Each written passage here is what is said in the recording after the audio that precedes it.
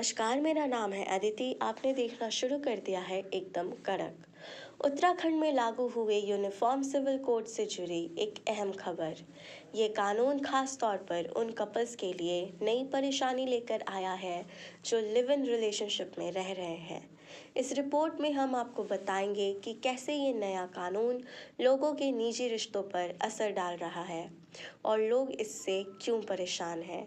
27 जनवरी को उत्तराखंड की धामी सरकार ने यूनिफॉर्म सिविल कोड लागू कर दिया। इस कानून के तहत लिव इन रिलेशनशिप में रहने वाले कपल्स को अपना नाम सरकार के पास रजिस्टर कराना होगा। अगर वे ऐसा नहीं करते हैं तो उन्हें 3 महीने तक की जेल हो सकती है।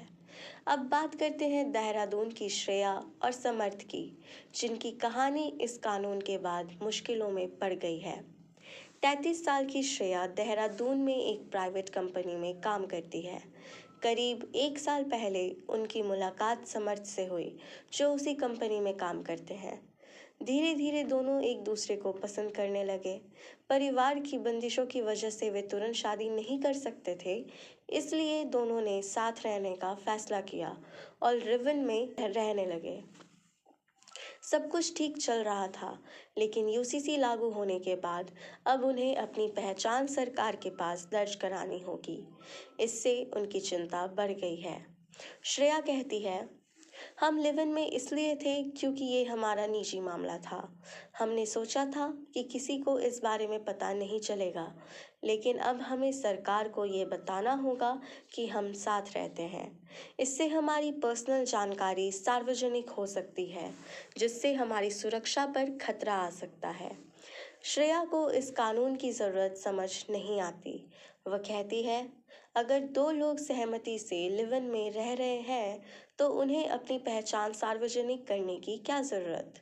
इससे समाज में उन्हें टारगेट किया जा सकता है। यूसीसी लागू होने से पहले भी ऐसा हो चुका है।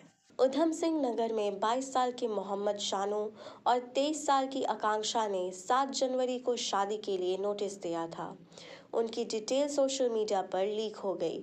इसके बाद हिंदूवादी संगठनों ने उनकी शादी रुकवा दी और शानू पर लव जिहाद का आरोप लगाया। अब श्रेया और समर्थ को भी यही डर सता रहा है कि अगर उनकी जानकारी लीक हो गई तो उनका निजी जीवन प्रभावित हो सकता है।